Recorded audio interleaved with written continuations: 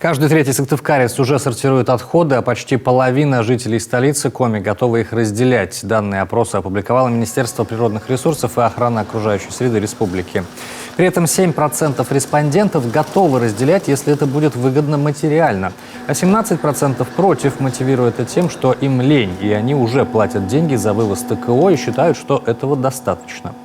Всего в вопросах приняли участие более 2500 человек. Напомним, в Сыктывкаре, Эжве, Выльгарте и Зеленце уже оборудовано более 200 площадок с синими и желтыми контейнерами для раздельного накопления отходов. Их обслуживает компания по сбору и обработке вторсырья. Она проводит досортировку и отправляет разделенное по фракциям сырье на переработку на предприятия республики и в соседние регионы.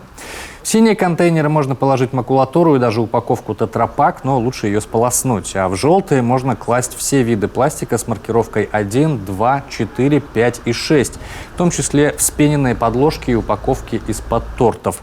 А недавно у жителей Сыктывкара и Эжвы появилась возможность сдавать и стеклянную тару, бутылки и банки также можно класть в желтые баки.